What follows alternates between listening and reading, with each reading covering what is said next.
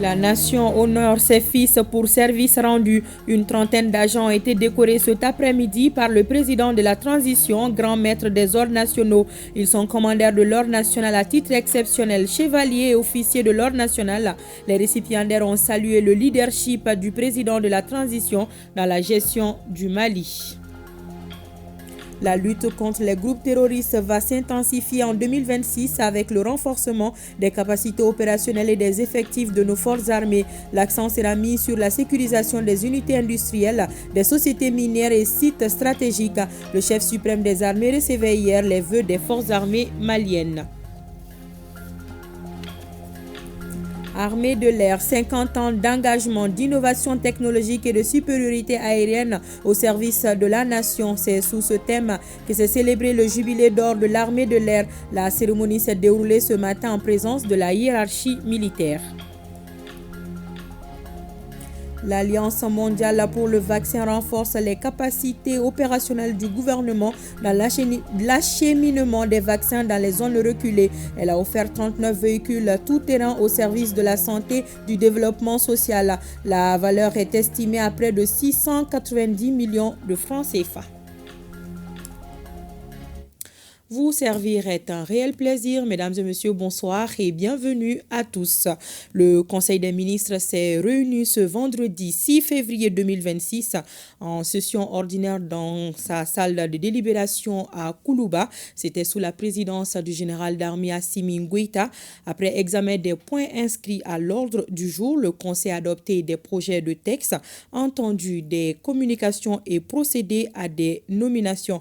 Mamadou Kone nous rejoindra d'un moment à l'autre. Le président de la transition a présidé cet après-midi une cérémonie de décoration d'une trentaine de fonctionnaires ayant largement le mérite de la patrie. Parmi les 30 récipiendaires, des ministres de la République, des officiers de l'armée et de la police et d'autres fonctionnaires civils. Le reportage de Alousseni Touré incessamment dans cette édition. Et nous vous l'annoncions hier, le président de la transition recevait les vœux des forces armées et de défense. Le général d'armée Assimi Goïta a salué l'engagement et la bravoure des femmes qui ont permis d'engager des succès dans la lutte contre les groupes terroristes. Une lutte qui va s'intensifier en 2026 avec le renforcement des capacités opérationnelles et des effectifs de nos forces armées. L'accent sera mis sur la sécurisation des unités industrielles, des sociétés minières et sites stratégiques. Plus de détails avec Siaka Konati.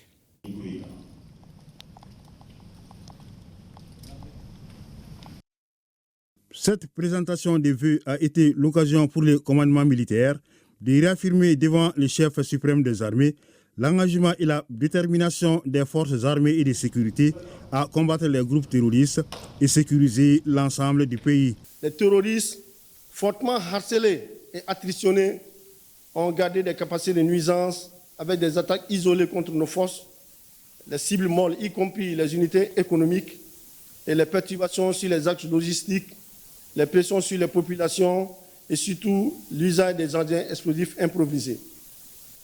Sous votre haute impulsion et conformément aux orientations stratégiques que vous avez fixées, les forces se sont adaptées, ont préservé les acquis et minimisé les impacts de cette mutation. L'année 2025 a été marquée par une progression notable de nos capacités opérationnelles, logistiques et organisationnelles.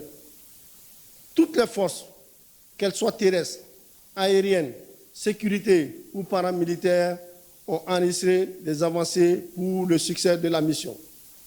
L'ensemble de ces activités ont été rendues possibles grâce à la flexibilité, l'adaptabilité et la disponibilité de nos services de soutien, divers dans leurs spécialités, mais unis face à la mission.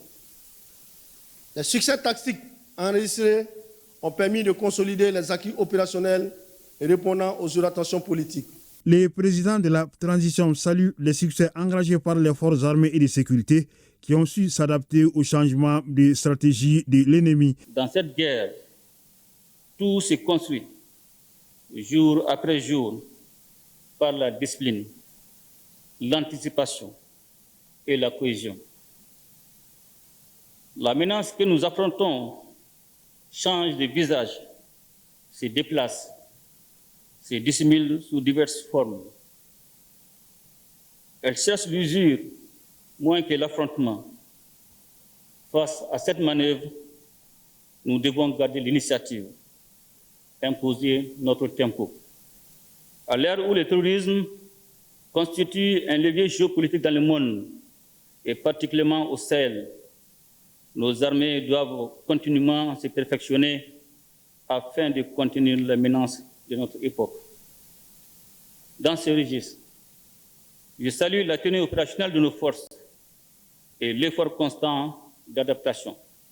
Je salue également la montée en puissance de notre dispositif avec des unités plus mobiles, plus réactives, mieux articulées, capables d'enchaîner l'action et d'exploiter les renseignements, de frapper juste afin de favoriser une occupation durable des terrains conquis. Ce choix est une exigence imposée par la nature même de la menace. Au cours des derniers mois, l'ennemi a cherché à ouvrir un autre front, celui de l'asphyxie économique, en s'attaquant aux convois, aux axes, aux infrastructures. Il vise à éprouver notre résilience et à faire douter le peuple.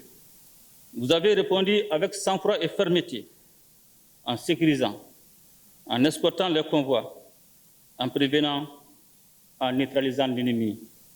Je vous en félicite. Je salue aussi nos opérateurs économiques, nos chauffeurs et leurs équipes qui ont tenu sous la menace.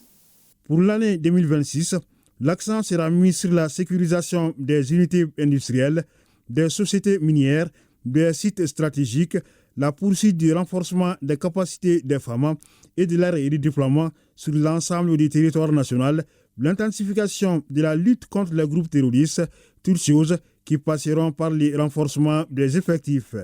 Il est cependant bien de rappeler que la victoire n'est durable que si elle est morale, autant qu'opérationnelle. La confiance du peuple est notre centre de gravité. Elle se mérite par l'exemplarité, le respect strict de la déontologie militaire et la protection effective des populations. Une armée forte n'est pas seulement une armée équipée, c'est une armée au service de la nation. L'année 2026 sera une année de consolidation et d'intensification de l'action opérationnelle. Nous renforcerons l'effort sur les effectifs, la formation, la préparation opérationnelle, la logistique et l'extension du maillage territorial. Nous poursuivrons le renforcement de nos emprises afin de rapprocher les forces des populations pour mieux protéger et rendre irréversible le retour de l'État et des services sociaux de base. Le chef d'État-major général des armées souligne des avancées dans l'opérationnalisation de la force unifiée de l'AES, force dont l'étendard a été remis à son premier commandant le 20 décembre 2025 par le président de la transition générale d'armée Assimi Goïta, également président de l'AES à l'époque. Le Burkina Faso, le Mali et le Niger ayant décidé de mutualiser les moyens pour assurer leur défense et leur sécurité. Les combats que nous menons dépassent les limites de nos frontières. Avec nos frères de la Confédération des États du Sahel, nous avons fait le choix d'une sécurité collective assumée, fondée sur la solidarité, la coordination et l'action. La force unifiée de l'AES entre dans une phase décisive. Notre riposte doit être continue et coordonnée. Je félicite nos états-majors pour les efforts engagés et j'encourage la poursuite de cette dynamique dans la rigueur, la discipline et l'efficacité. Une minute de silence a été observée à la mémoire des soldats tombés pour la défense de la patrie et dont le sacrifice ultime demeure la source de l'engagement et de la détermination des femmes, pour paraphraser le chef d'état-major général des armées. Plus haut, plus loin et plus fort, l'armée malienne déploie ses ailes dans le ciel pour la défense du territoire national. Cette unité de l'armée malienne a célébré ce 5 février les 50 ans de sa création. Il s'agit de l'armée de l'air. Le thème retenu à cet effet est Armée de l'air, 50 ans d'engagement, d'innovation technologique et de supériorité aérienne au service de la nation. La cérémonie a enregistré la présence de plusieurs personnalités civiles et militaires. Le reportage de Aridou Matina.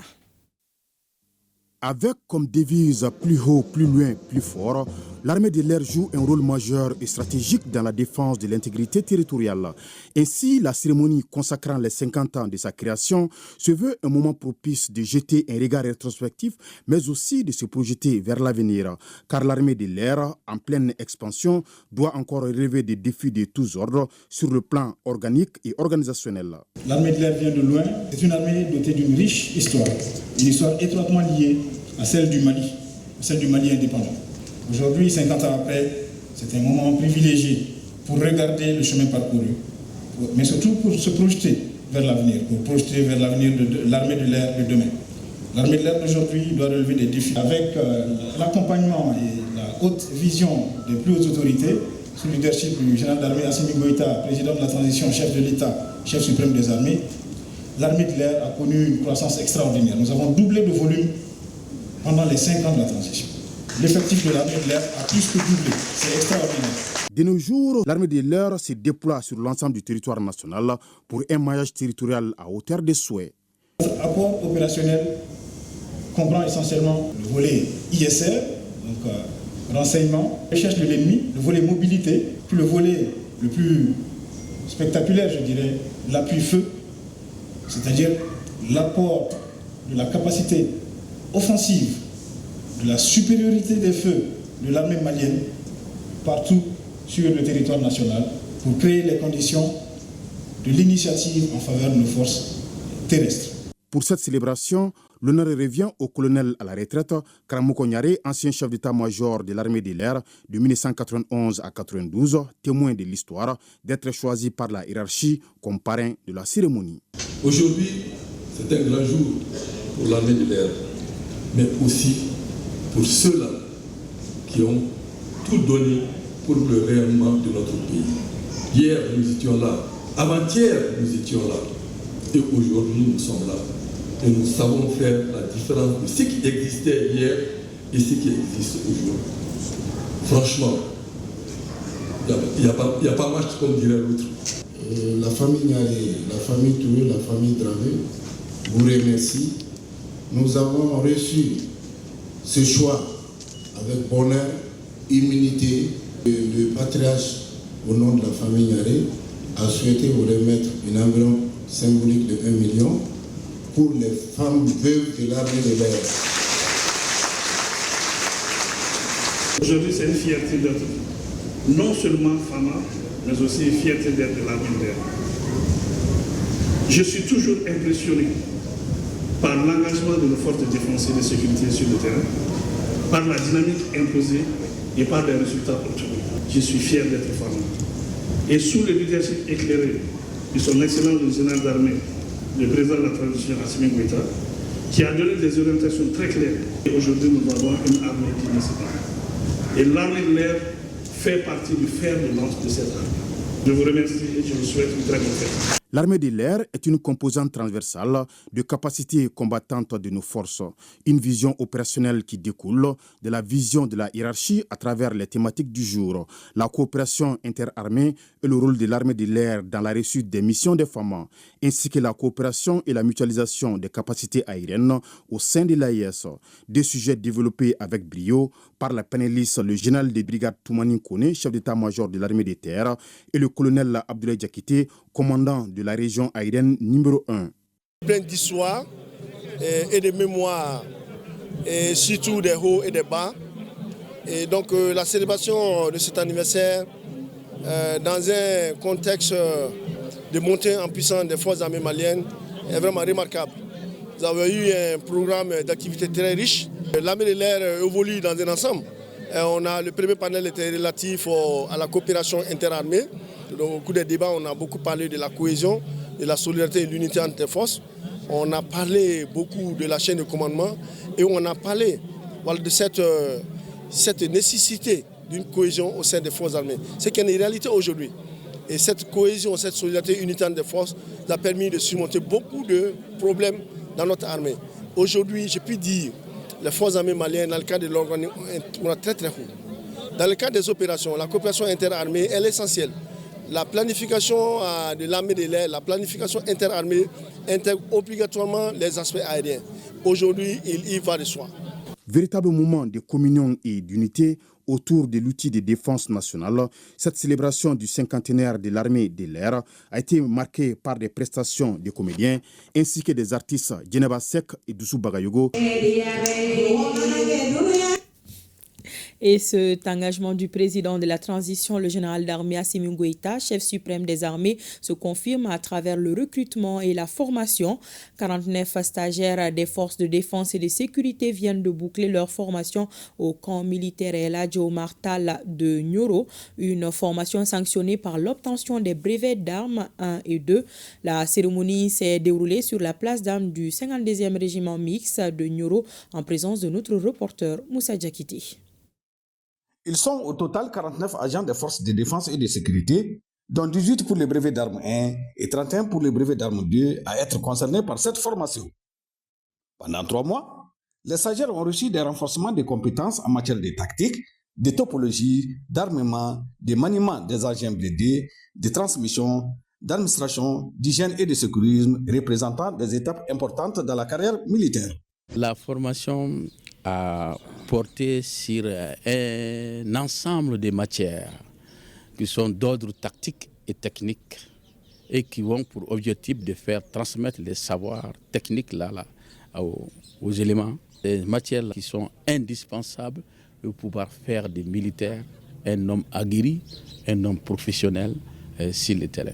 À l'issue de la formation, donc, nous sommes persuadés que les stagiaires qui sont détenteurs du brevet d'armes numéro 2, ils sont aptes à remplir les tâches assignées, c'est bien sûr.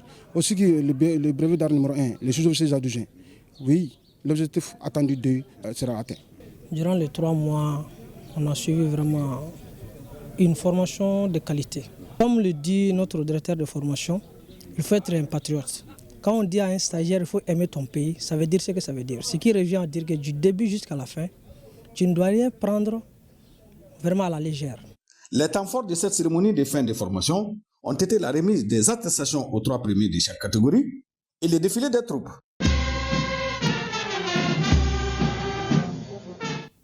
Pour assurer la protection des populations, des patrouilles de grande envergure sont organisées. À Kita, une patrouille mixte a sillonné la ville et ses environs pour traquer d'éventuels bandits et des suspects. De Kita, la correspondance de Mamadi Alioubari. C'est une vaste opération de sécurisation conformément aux orientations de la hiérarchie militaire. La patrouille mixte des forces de défense et de sécurité a fait le tour de la ville de Kita et ses environs. Contrôle de routine de véhicules et d'engins à 2 roues sur certains axes et en ville comme dans la périphérie. L'opération vise à garantir la tranquillité et la sécurité des citoyens. L'objectif visé, c'est de sécuriser les personnes et de leurs biens. Cette patrouille proprement dite, nous avons des véhicules, des motos et la patrouille est également pédestre. Notamment les nids criminogènes, dont la fouille systématique de tout engin, 2, 3 ou 4 roues.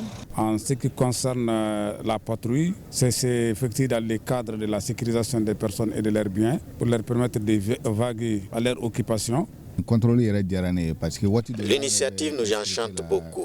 En tant que chauffeur, il nous arrive de circuler sans rencontrer nos chefs. Mais si aujourd'hui on les rencontre personnellement, vraiment ça nous va droit au cœur. Les forces mobilisées bien équipées sur des motos à pied et dans des véhicules étaient visibles sur l'ensemble des zones stratégiques de la capitale de l'Arachide, de jour comme de nuit.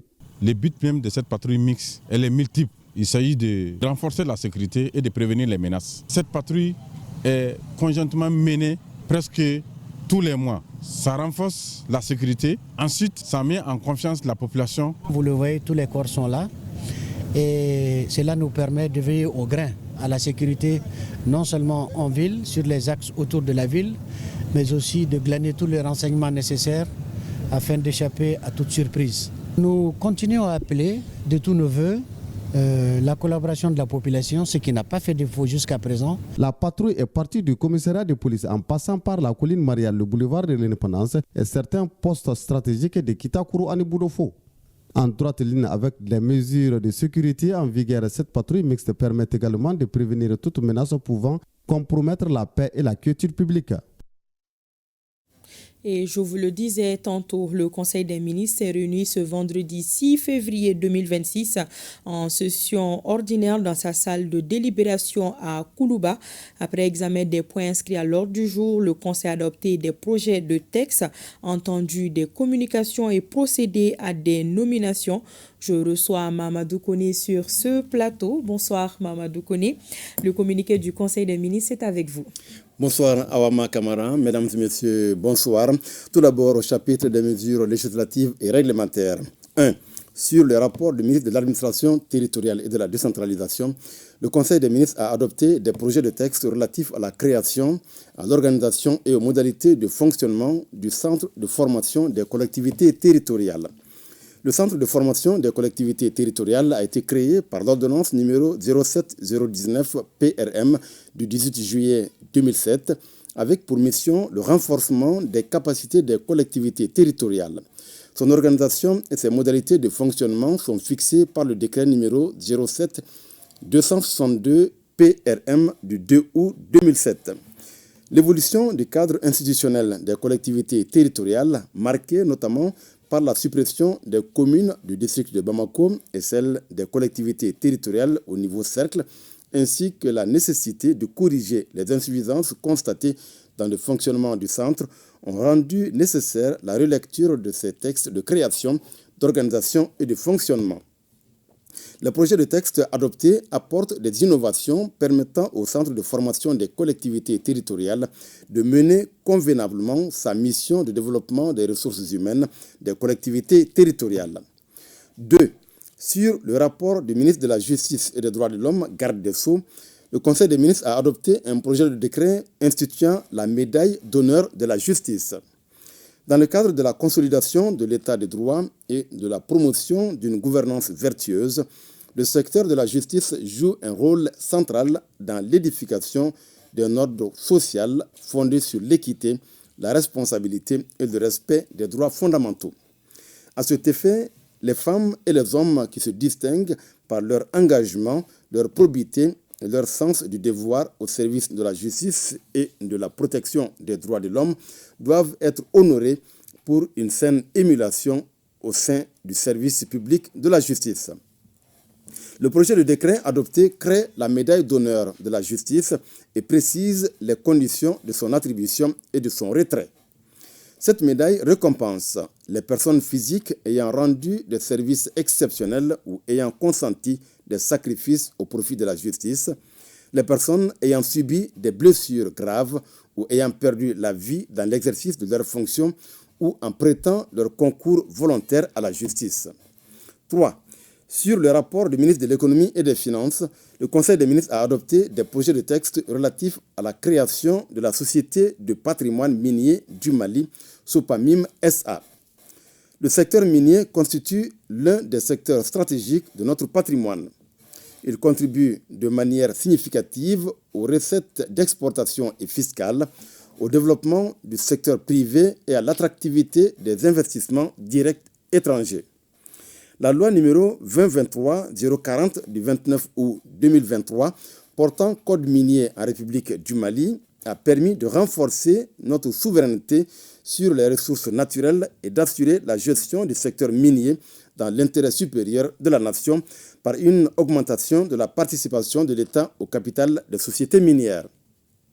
Elle prévoit également la création d'une société de patrimoine en vue de prendre les participations pour son compte, de faire le portage pour les nationaux et de gérer les participations de l'État dans les différentes sociétés minières.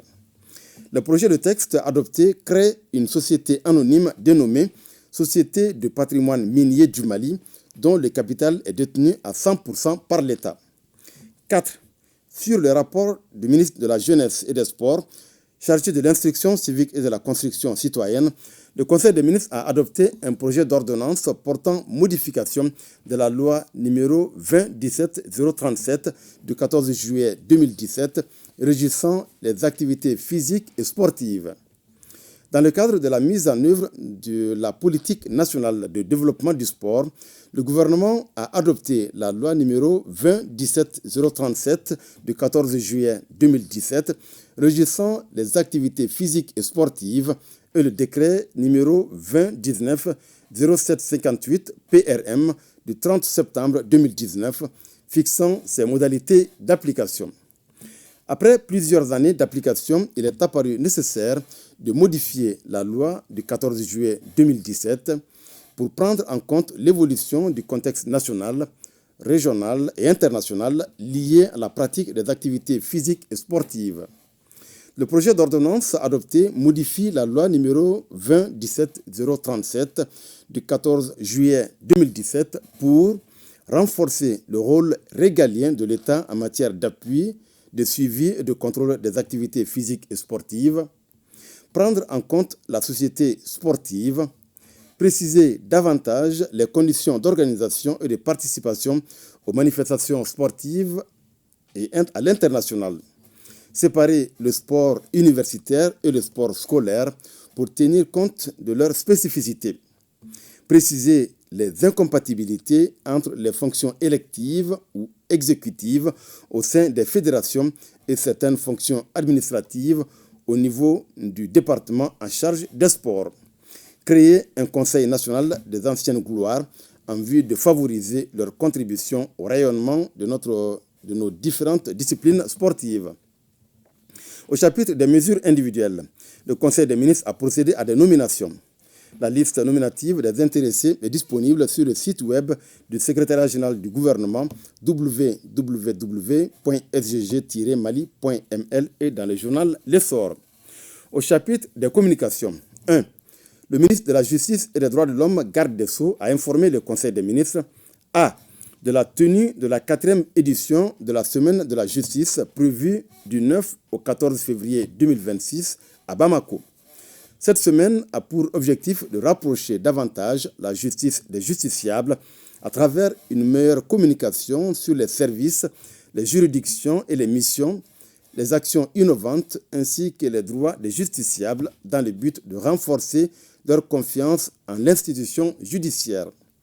Au cours de cet événement, plusieurs activités sont prévues, notamment la cérémonie de délivrance digitale inaugurale sur la plateforme e-justice du casier judiciaire et du certificat de nationalité, la première session de la chambre criminelle de la Cour d'appel de Bamako, la conférence sur le thème « Les ordres professionnels et les réformes de la justice », la présentation du bilan du ministère en charge de la justice au titre de l'année 2025 et les perspectives de l'année 2026. À l'instar des précédentes éditions, celle de 2026 mobilisera les citoyens, les représentants des départements ministériels, les acteurs judiciaires, la société civile, les hommes de médias et les partenaires techniques et financiers. B. De la participation du Mali à la session du Comité spécial des Nations Unies consacré à l'établissement du projet de texte du règlement intérieur de la conférence des États parties à la Convention des Nations Unies contre la cybercriminalité tenue du 26 au 30 janvier 2026 à Vienne, en Autriche. Le ministre de la Justice et des Droits de l'Homme, garde des Sceaux, a pris part aux travaux de cette session qui a enregistré la participation de 484 délégués de 114 États et des observateurs d'organisations internationales. Après les élections du président du comité spécial ainsi que les vice-présidents et des rapporteurs, les travaux ont essentiellement porté sur l'examen du projet de règlement intérieur avec des points problématiques concernant les pouvoirs des États non partis à la Convention. Dans son intervention, le ministre de la Justice et des Droits de l'Homme, garde des Sceaux, a rappelé que la signature de cette convention par le Mali marque son engagement en faveur du multilatéralisme et d'une lutte déterminée contre la cybercriminalité. Dans une dynamique confédérale, le ministre de la Justice et des Droits de l'Homme, garde des Sceaux, a, en marge des travaux, présidé une rencontre des délégations du Burkina Faso, du Mali et du Niger à l'ambassade du Burkina Faso à Vienne. 2.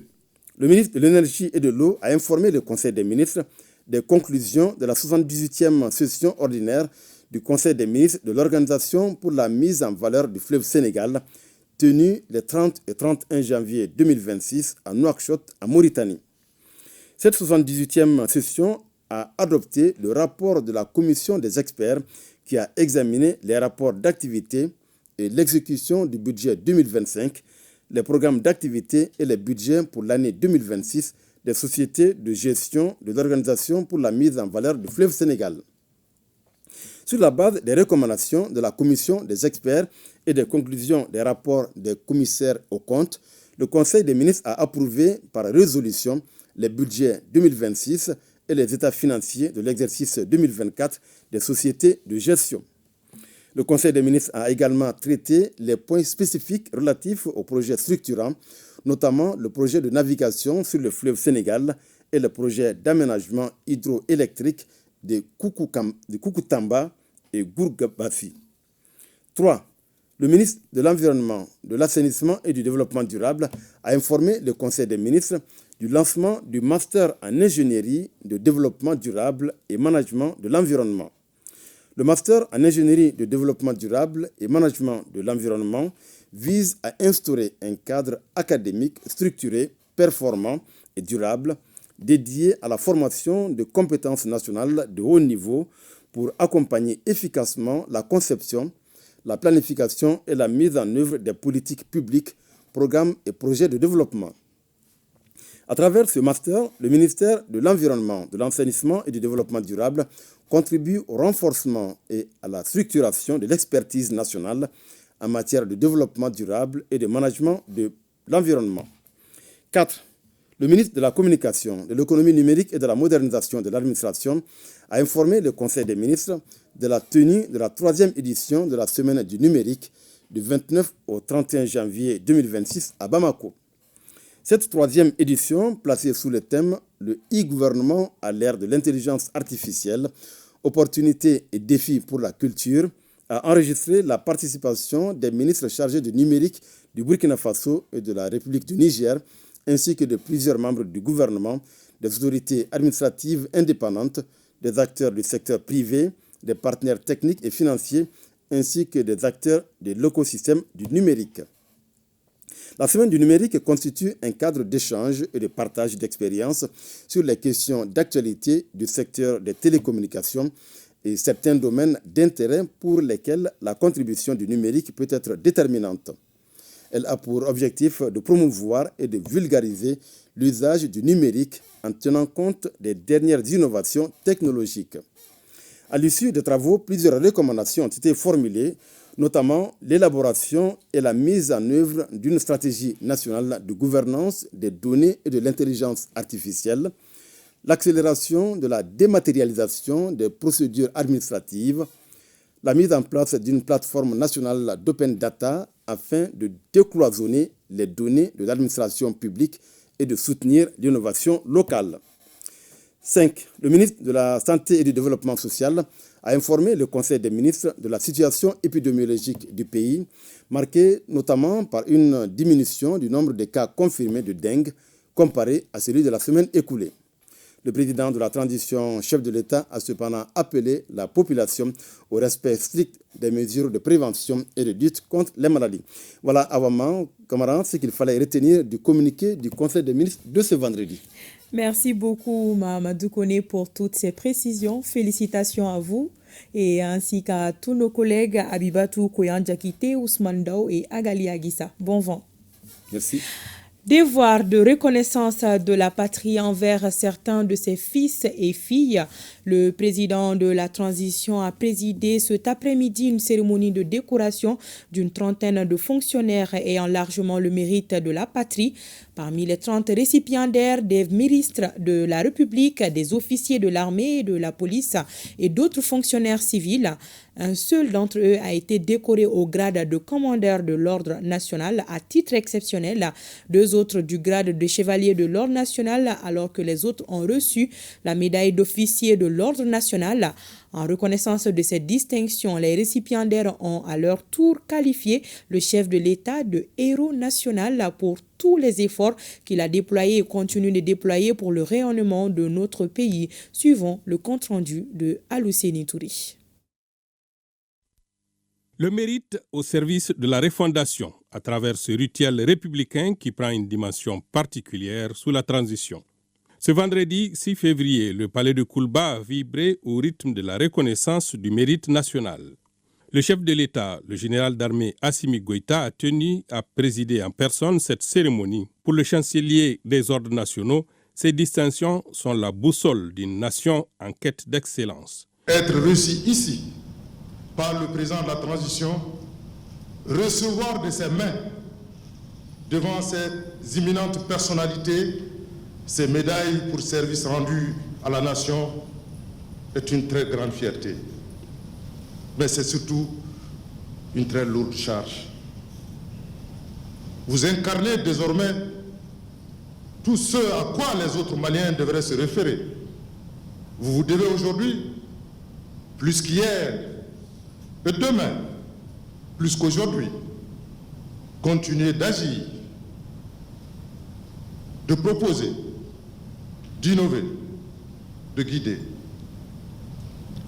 Le rôle principal de la grande chancellerie est de promouvoir la culture du mérite dans notre société, de faire de la médaille le symbole de ce mérite, une boussole, une valeur fondamentale qui attire les enfants de la République, les pousse chaque jour à donner le meilleur d'eux-mêmes pour être fiers d'eux-mêmes par leur travail, par leur performance, par leur apport à l'édification d'un Mali debout, uni, prospère et digne.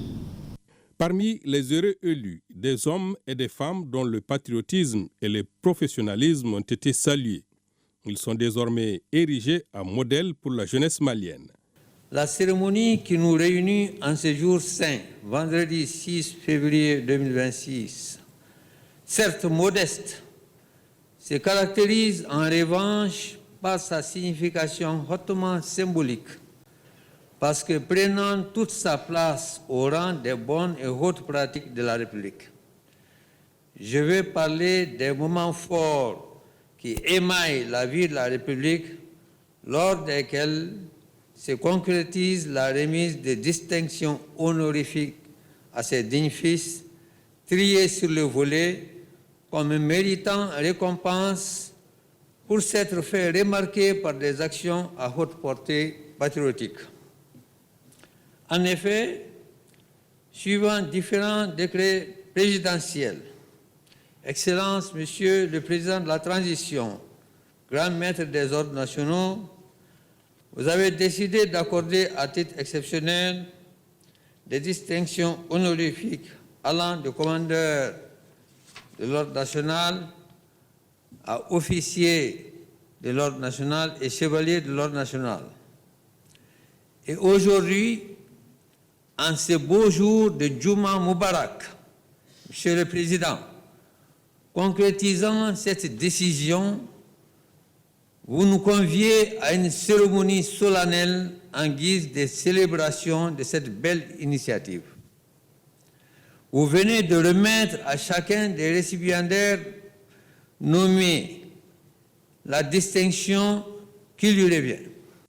Au-delà des médailles, c'est un appel à la responsabilité.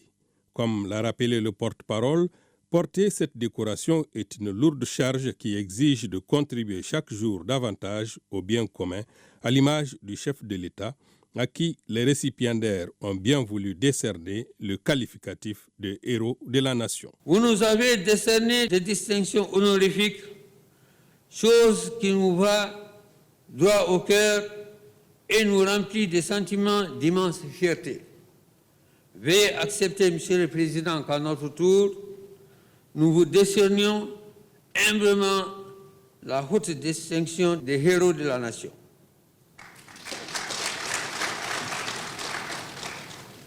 En effet, de notre humble point de vue, Votre auguste personnalité mérite d'être hissée au rang honorable des héros de la nation.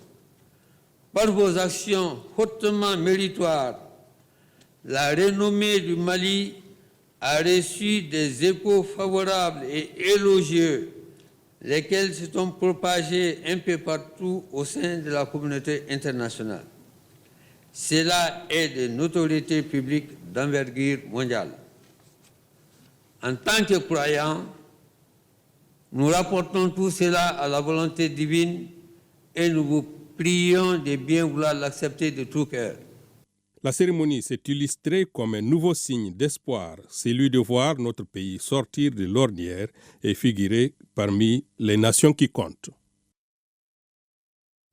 Et vous pourrez suivre après cette édition l'intégralité de la cérémonie de présentation des vœux du gouvernement au président de la transition à l'occasion du Nouvel An. Le mois de Ramadan approche à grands pas et pour permettre aux couches démunies de faire face aux charges de ce mois, le président de la transition, à travers ses œuvres sociales, donne le sourire à 500 ménages dans le district de Bamako. La cérémonie s'est déroulée à Balankabougou sur la rive droite et Paradjikroni sur la rive gauche. Le reportage de Moussa Kamara. La solidarité présidentielle se consolide davantage avec une assistance accrue aux populations vulnérables. Pour ce faire, 500 familles du district ont reçu des dons de vivres pour alléger les charges de ces ménages à l'approche du mois de Ramadan. Pour les autorités, cette action s'inscrit dans une dynamique de soutien direct aux couches les plus vulnérables, conformément à la vision sociale du chef de l'État. C'est dans le cadre des œuvres sociales du président de la transition pour aider les démunis à préparer le mois de Ramadan. Il a voulu apporter sa solidarité, son patriotisme aux Maliens en offrant sur les deux rives, sur la rive droite, 250 kits composés de riz, de mil, de sucre et d'huile. Sur la rive gauche aussi, 250 kits. Tout ça, c'est pour apporter son aide. Dans la philosophie du président de la transition, il construira le Mali qu'avec tout le monde. Et les œuvres sociales vont continuer sur toute l'étendue du territoire. Riz, sucre, huile et autres denrées de première nécessité permettront aux bénéficiaires de faire face à la conjoncture.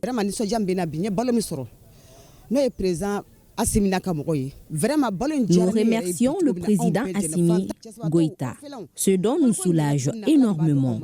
Je remercie vraiment le président de la transition. Cette donation pour nous, vraiment la bénédiction qui est là.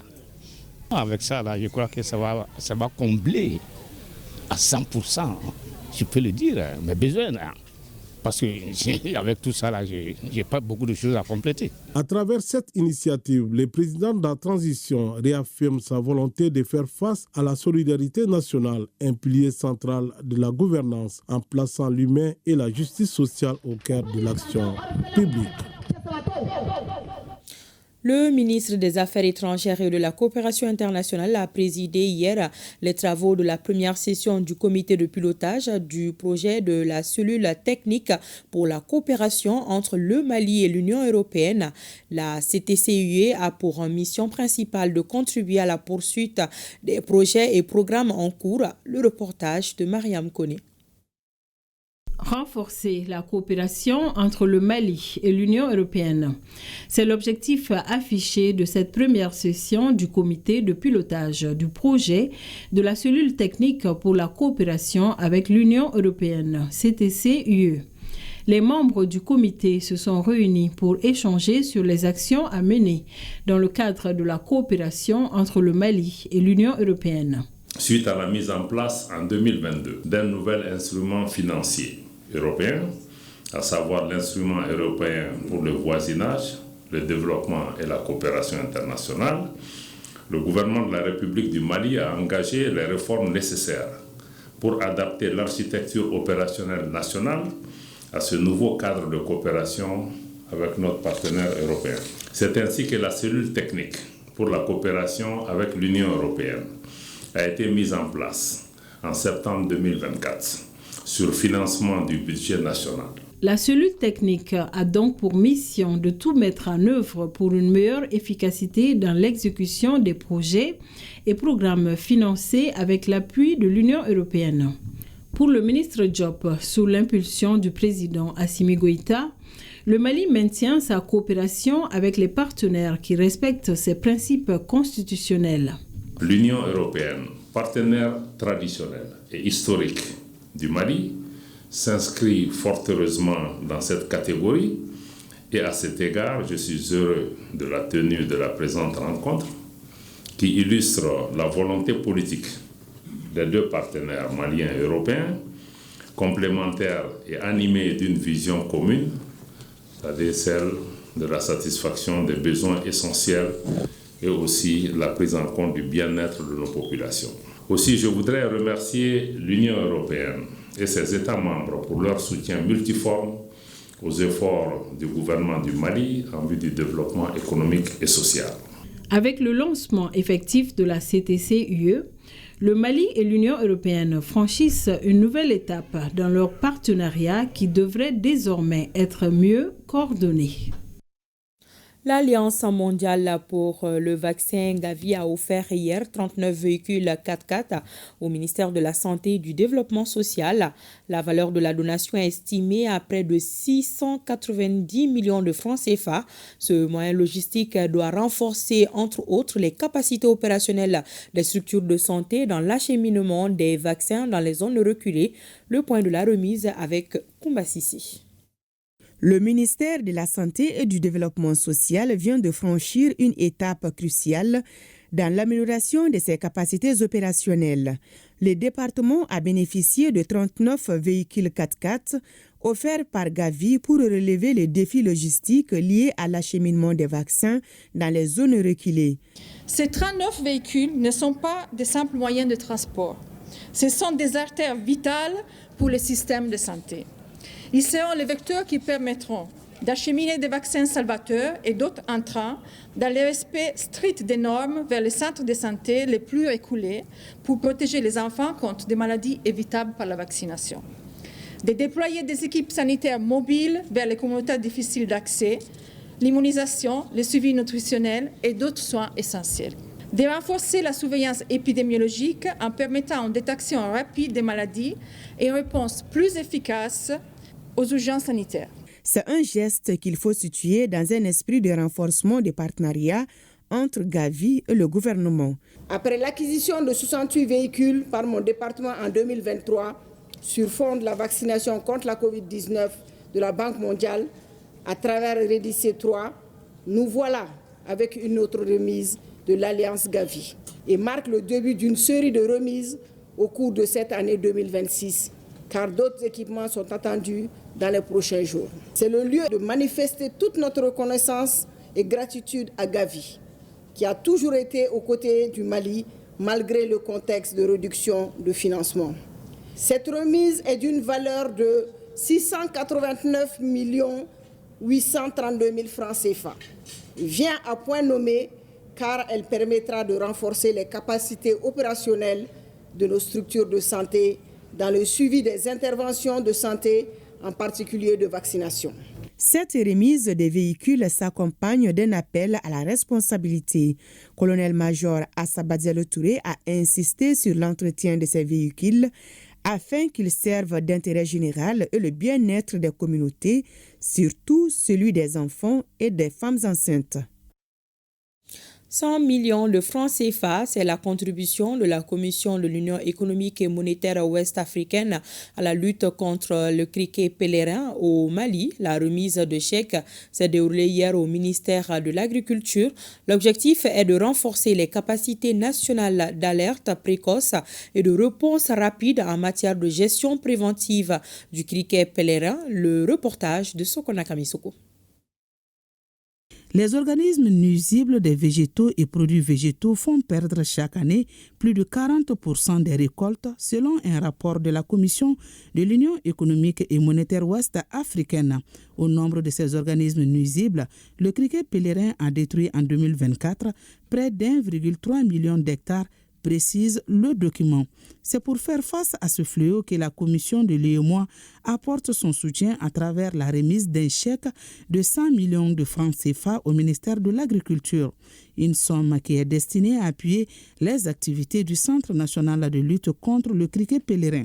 Après 2 décennies de mise en œuvre, il ressort qu'en dépit des acquis significatifs enregistrés, notre politique agricole commune peine à atteindre pleinement ses objectifs. Cette subvention d'un montant de 100 millions vise prioritairement à contribuer à la réalisation des activités entrant dans le cadre des opérations de prospection, des sessions de renforcement des capacités des agents sous les techniques de prospection et de pulvérisation en lutte antiacridienne et de l'acquisition des pesticides pour la lutte antiacridienne. Cette contribution de la Commission de l'UEMOA doit servir à mettre en œuvre le plan national de riposte et à améliorer les capacités nationales d'alerte précoce et de réponse rapide en matière de gestion préventive du criquet pèlerin. Nous avions sollicité au titre de la campagne agricole 2025 l'assistance de l'UEMOA et de la FAO en vue d'accompagner les efforts du gouvernement du Mali dans la maîtrise du risque d'extension de cette situation acridienne vers le Mali, dont les conséquences pourraient affecter significativement la sécurité alimentaire et nutritionnelle dans notre pays. C'est le lieu de saluer la FAO et l'UEMOA qui ont apporté des réponses positives. D'abord la FAO pour un montant de 32 millions et ensuite, aujourd'hui, l'UEMOA avec un montant de 100 millions de francs CFA. La remise de ce chèque est la suite logique d'une convention d'appui au renforcement du dispositif d'information sur la sécurité alimentaire, la lutte anti-acridienne et la gestion des pesticides. Une convention signée en 2012 entre la Commission de l'UEMOA et le CILSA. Lutte contre le dragage après la phase de sensibilisation, place à la répression. Une mission du ministère en charge de l'environnement était hier à Ngabakoro. L'agence du bassin du fleuve Niger a saisi et détruit hier une trentaine de dragues. Cette opération vise à mettre fin à la pollution du fleuve, à préserver l'écosystème et la santé des populations. Le reportage de Djemma Moussa Konati. Cette saisie sur le fleuve Niger dans la commune de Ngabakoro a concerné une trentaine de dragues et leurs accessoires. Elle intervient après celle de Koulikoro, Bougouni et Yamfolila. La présence de dragues dans le lit du fleuve Niger à Ngabakoro a été signalée aux autorités compétentes, d'où cette descente sur le terrain. Sur place, des dragues abandonnées sur le fleuve, des bassins et des tapis de traitement de l'or entre autres, ont été récupérés et incinérés. Alors, le corps minier l'interdit. Nous avons fait suffisamment de sensibilisation. Les gens ne veulent pas comprendre. La dernière mesure que le gouvernement a prise, c'est de les brûler. Et nous allons continuer dans cette dynamique jusqu'à la fin de ce phénomène. L'opération est salutaire parce que c'est le chef de l'État qui a pris des décisions pour que vraiment les dragues ne soient plus sur le fleuve. Cette opération vise à réduire la capacité opérationnelle des exploitants illicites d'or sur le fleuve Niger et à protéger les eaux contre la pollution. Les autorités locales et communales entendent tout mettre en œuvre pour dénoncer et réprimer les contrevenants. Donc c'est une lutte quotidienne, une lutte qui n'est pas facile. Tout le lit du fleuve Niger est dégradé, une dégradation avec une pression très poussée. La couleur doit changer, les eaux sont souillées, la flore et la faune sont dégradées. C'est des maladies que ces exploitants nous laissent. Donc toute chose, n'est-ce pas, que nous devons voir en face et sévir. Cette saisie doit servir de leçon aux autres exploitants qui mettent tout leur bien dans cette activité illicite. Le ministère de l'Environnement, de l'Assainissement et du Développement durable et ses partenaires n'entendent pas baisser la garde sur la question. Et nous restons dans la localité de Koulikoro pour parler des travaux de la 14e session ordinaire du conseil d'administration de l'IPR-IFRA de Katibougou. Pour 2026, la structure se fixe un objectif de plus de 4 milliards de francs CFA. Ce budget est en nette progression par rapport à celui de l'année écoulée qui était de 3 milliards de francs CFA, soit une augmentation de 12,66%. Adama Traoré, reportage. En termes de l'examen et adoption du rapport financier 2025, et du projet du budget 2026 en passant par le contrat annuel de performance 2026, les administrateurs ont exprimé également un sentiment de progression du taux qui s'élève à 12,66% par rapport à celui de l'année écoulée, estimé à 3 782 milliards de francs CFA.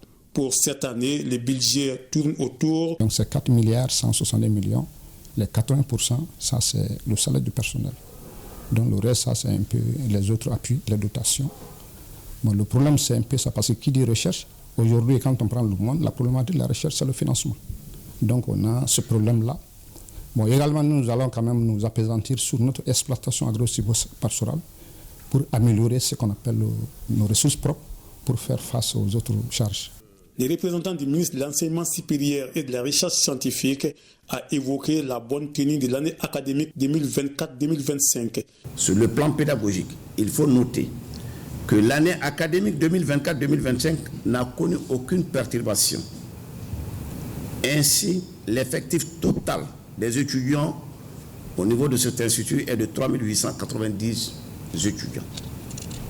Il est important de noter que l'IPER de Katibou abrite un programme de formation doctorale du Centre ouest africain de services scientifiques sur le changement climatique et l'utilisation adaptée des terres, WASCAL. Ce programme doctoral WASCAL en changement climatique et agriculture vise à former les spécialistes capables de mettre au point et de conduire des stratégies d'adaptation de l'agriculture au changement climatique et à renforcer le partenariat interuniversitaire entre les universités allemandes et les universités ouest-africaines. Au cours de cette session ordinaire, il a été question des difficultés auxquelles l'IPER-IFA de Katibou est confronté. Ces difficultés sont relatives à l'agression du domaine foncier et à la vicissitude de certains locaux de l'IPER-IFA de Katibou. Une mission du ministère des Maliens établie à l'extérieur et de l'intégration africaine est à Kayes depuis hier. Cette mission se situe dans le cadre des activités d'accueil, d'assistance et d'orientation des migrants. La délégation ministérielle a procédé à la remise d'un forage dans le village de Kabou et de kits de réinsertion à des migrants de retour. Le reportage de Balkissa Saïdibou, Chérif Aïdara. Région de migration par excellence, Kayes a connu une année particulière en 2025 avec l'expulsion en mars de plus de 1200 migrants par la Mauritanie. Je tiens à témoigner de notre satisfaction par rapport à tout ce que le village de Kabou a pu faire dans le cadre de l'accueil de ses compatriotes. Ils ont tout mis à notre disposition, leur force physique, toute la population était disponible à tout moment, les femmes, les jeunes, les vieux, tout le monde était disponible, les élus et tout le monde. Mais aussi, ils ont mis des infrastructures à notre disposition pour accueillir ces gens-là.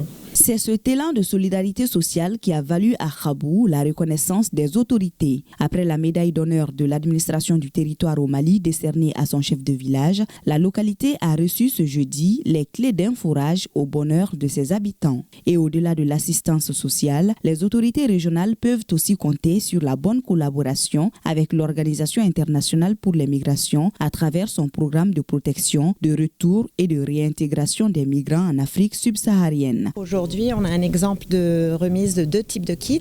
C'est un kit de commerce d'hiver pour ceux qui veulent mettre en place des petites boutiques et des kits de couture et confection pour ceux qui veulent mener ce type de projet.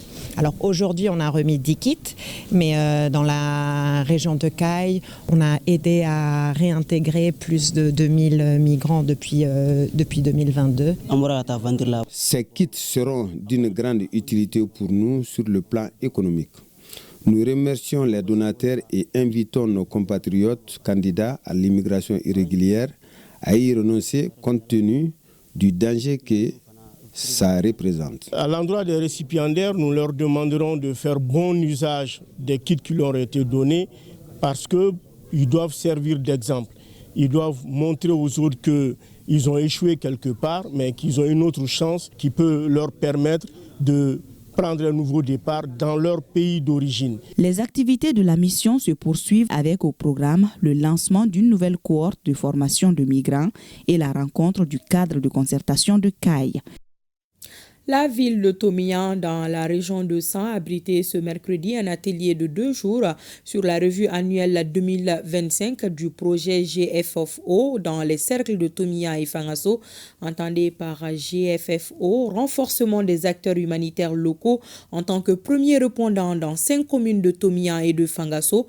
Ce projet lancé en octobre 2024 pour 18 mois est mis en œuvre par les ONG Adramali et AFAD. Il est financé à plus de 775 millions de francs CFA par le ministère allemand des Affaires étrangères. 200, le reportage de Drissa Kone. Lancé en octobre 2024, le projet GFFO intitulé « Renforcement des acteurs humanitaires locaux en tant que premier répondant dans 5 communes des cercles de Tominia et de Fangaso » ferme ses portes en juin 2026. Pour les ONG Adramali et AFAD chargés de sa mise en œuvre, cette revue annuelle 2025 est un exercice vital. Il s'agira de partager les activités réalisées, les progrès réalisés, les leçons apprises dans la mise en œuvre du projet, ainsi que les perspectives et les défis à relever pour le reste de la période de mise en œuvre. Échanger sur le contexte humanitaire du pays et faire un rappel sur les principes humanitaires. À ce jour, nous avons 6 comités de premiers répondants à renforcer opérationnel à travers les 5 communes. Nous avons 6 plateformes de femmes à renforcer opérationnel sur le terrain. Il y a eu l'assistance de 1500 ménages en kit alimentaire et en transfert cash au niveau des 5 communes d'intervention. Ces résultats passés au peigne fin sont jugés satisfaisants, d'où ces plaidoyers des autorités locales. Entre nous, on avait des déplacés internes massifs et que vraiment les vivres et cash que le projet GFFO a donné à ces déplacés et leurs hôtes, vraiment c'était immense. L'appel que j'ai à lancer aux bailleurs, c'est vraiment si on peut avoir une deuxième phase du projet GFFO pour le bonheur de nos populations, pour renforcer la résilience de nos populations. Il faut rappeler que le projet GFFO est financé par le ministère fédéral allemand des Affaires étrangères à hauteur de 775 669 153 francs CFA. Les épreuves du concours de recrutement des surveillants de prison démarrent demain, samedi. Ils sont 4 403 candidats pour 200 postes à pourvoir. Au dire du directeur national de l'administration de la justice, toutes les dispositions sont prises pour le bon déroulement du dit concours. Le respect des consignes données est de rigueur. Djibrila Aroubuna Maïga s'exprime au micro de Youssouf Djakité. Les préparatifs sont au point. Nous venons de vérifier. Tout est au point. Nous avons 40 salles pour 4 403 candidats. La motivation, c'est le renforcement des capacités du ministère de la Justice au niveau des services pénitentiaires. Nous avons recruté en 2022 125 agents des services pénitentiaires. Mais ce nombre n'est pas suffisant. Il fallait renforcer. Donc cette année, nous recrutons encore 200 agents. Les consignes que je peux donner aux candidats, c'est d'être à l'heure. Les épreuves commencent à 8 heures. Et je leur demande également de se débarrasser de tout objet personnel, en particulier les documents, le téléphone, les objets connectés, les montres connectées et tout autre objet numérique connecté. Celui qui est surpris en train de frauder, on va l'exclure de l'épreuve et des poursuites pénales aussi peuvent être engagées. La pièce d'identité est exigée, surtout, ils doivent avoir une pièce d'identité en cours de validité.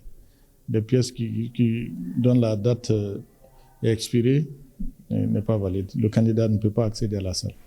Les pièces d'identité, c'est la carte d'identité biométrique, ensuite la carte NINA, le passeport, et je crois que c'est ou bien la fiche individuelle pour ceux qui ne disposent pas d'autres pièces. Le nouveau patriarche de la famille Niagaté Nyaré sera intronisé demain samedi. Il s'appelle Titi Nyaré, il est âgé de 83 ans. Cette cérémonie intervient 3 ans après le décès de son frère aîné Draman Nyaré. En prélude à cet événement historique, la commission d'organisation invite les Bamakois à être témoins de cet événement exceptionnel. Je vous invite à écouter Bourama Soumano, porte-parole de la famille fondatrice de Bamako. Il est au micro de Ibrahim Kaoukonate et Aruna Diara. Un événement historique qui rappelle à l'ordre traditionnel, un événement qui répond aux besoins du peuple malien et de la politique étatique des Maliens, puisque avec la systématisation des autorités et légitimités traditionnelles dans la nouvelle constitution, le président nous remet les plats dans leurs récipients initiaux. Les chefs ils se succèdent après le décès de l'autorité en question. Et le tour revient aujourd'hui à Baba et c'est une gloire qu'on rend à Dieu. Une fois intronisé, c'est à la mort qu'on est succédé. Et aucun motif, aucune explication, aucune autre raison ne peut détroniser un chef intronisé. Et le successeur est connu d'office, parce que c'est son frère cadet qui le suit directement, qui est automatiquement intronisé. Au-delà de ça, dans ce vestibule, tout ce qui répond au nom Nyari est appelé Djamanatiki. L'intronisation des Nyari a une particularité. Les Nyari, ils sont régis par des lois du vestibule. Vous descendez, vous verrez tout de suite le tribunal de Maroudjé en bas, qu'on appelle le Koubé de Maroudjé, où il y avait une justice sociale très honnête, très juste, qui était au service de tout le monde et que toute la population de Bamako s'y reconnaissait. Il est plus dans une mission sociale, parce qu'il ne gagne rien, on ne lui paye rien, et il est au service de tout le monde. Et c'est lui qui met la main dans la poche, c'est lui qui dépense, et pour lui, et pour ceux qui viennent lui demander service. L'ensemble du peuple malien est invité, tous les chefs traditionnels sont invités, toute la population de Bamako est invitée. Ça, c'est l'inclusion totale. Parce que le patriarche de Bamako, il appartient à tout Bamako, et tout Bamako l'appartient. Et à suivre dans nos programmes ce soir, votre émission Démêler le vrai du faux. Je vous propose déjà de suivre un extrait de l'émission présentée par Abdoulaye Keïta. Une autre manipulation. Cette photo circule en prétendant montrer un massacre survenu au Burkina Faso. Les vérifications révèlent toute une autre réalité. Il s'agit d'un événement survenu au Nigeria, sans aucun lien avec les faits évoqués, comme vous pouvez le voir sur ces images. Nous sommes, une fois de plus, face à une désinformation visuelle utilisant des images étrangères au fait pour choquer, émouvoir et manipuler. Face à ce type de contenu, la prudence est de rigueur. Cette image est du fake, car sortie de son contexte. Une rumeur annonçant la création d'une monnaie commune au sein de la Confédération des États du Sahel, AES, assortie d'une prétendue feuille de route de lancement, a récemment envahi les réseaux sociaux, alimentant spéculations et scénarios imaginés. Dans la foulée, des internautes ont diffusé des visuels non officiels présentés à tort comme des preuves de la prochaine mise en circulation de cette monnaie, contribuant ainsi à une véritable campagne de désinformation. Après vérification, le ministère de l'Économie a publié un démenti officiel. Aucune décision de mise en circulation n'a été prise. La monnaie commune reste pour l'instant un projet à l'étude au sein de la Confédération des États du Sahel, AES, et n'a fait l'objet d'aucune mise en vigueur officielle. Cette information est du fake. Voilà, démêler le vrai du faux à suivre ce soir dans nos programmes. Vous pouvez également suivre le 12e numéro de Gouv Action. C'est une production du Centre d'information gouvernementale du Mali, Sigma, en collaboration avec l'ORTM sur les réalisations et actions concrètes du gouvernement. Gouv Action, c'est dans nos programmes également, avec une présentation de Famoussa Sidibé en français et Idrissa Sidibé en Bamanankan. Voilà, c'est la fin de cette édition. Merci de votre attention. Pensée spéciale à nos femmes. Bonsoir.